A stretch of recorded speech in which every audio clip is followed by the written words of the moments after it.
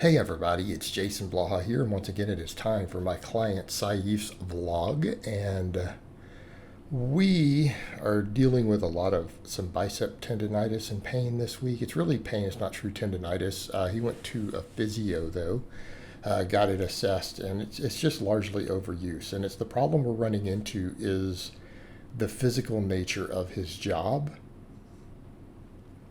is really limiting what we can do with rowing and stuff. And we need more rows for him, but we have to ease back into him slow. And even his physical therapist had said, yeah, it's the nature of your work plus the extra row volume. That combination, even though they're all, pronated type grip rowing, is still too much for his biceps to handle because he has to do a lot of heavy lifting and carrying at work. So it puts him in a situation where we have to watch that. And we talked about it, and we decided he's going to just take the press day out. We're going to go to 3-day-a-week training so he can recover better.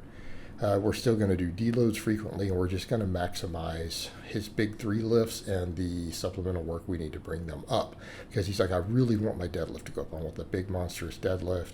I want my bench to go up. And he feels like, again, just the recovery end of his job, trying to do the overhead press also. And that was his decision, not mine. He's like, as much as I love the overhead press, we all know the big 3 is what we're going to be judged by.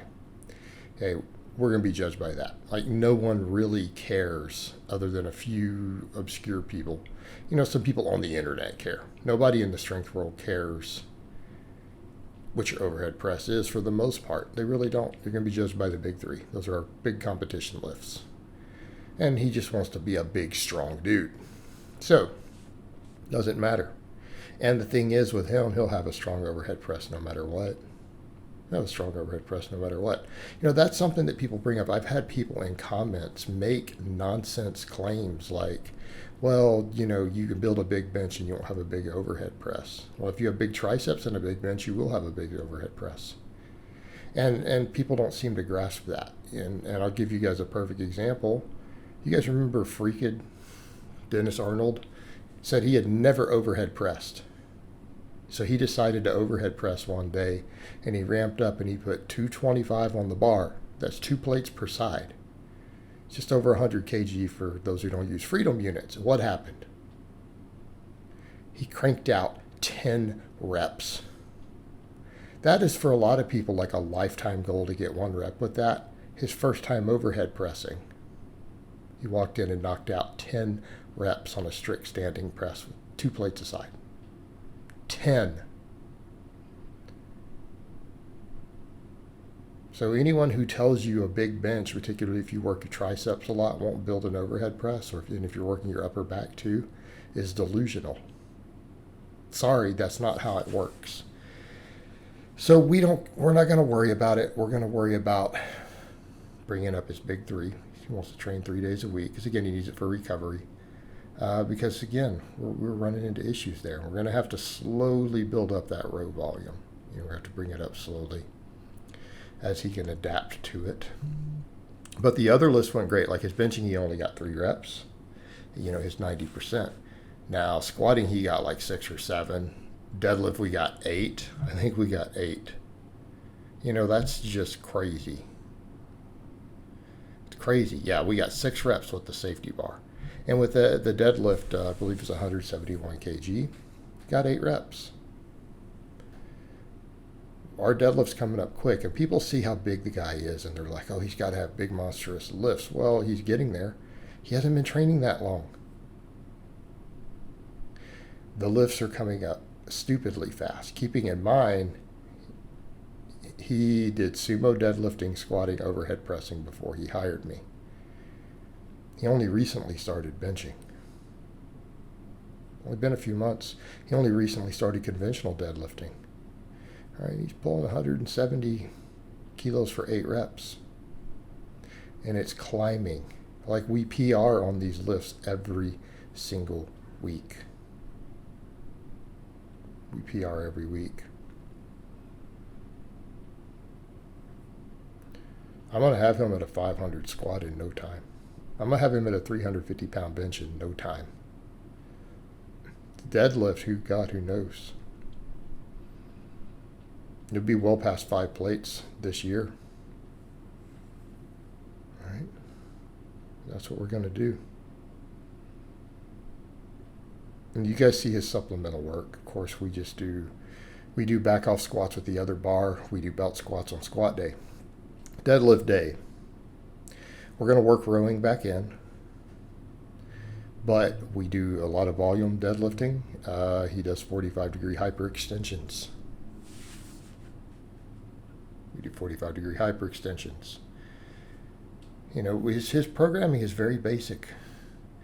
And because he's got specialty bars, we're going to start rotating more of them in over time. This is how we'll avoid overuse for him. That's how we'll avoid overuse. He's getting a McDonald bar coming up soon. We're going to start doing some rowing and benching with that also. But we avoid overuse this way.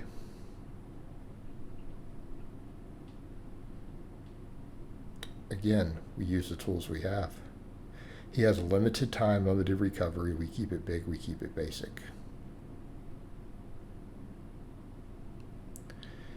With just enough of the small movements. Yes, we're obviously doing a little shoulder work. We didn't get the overhead press in this week on the footage because he's like, I hurt.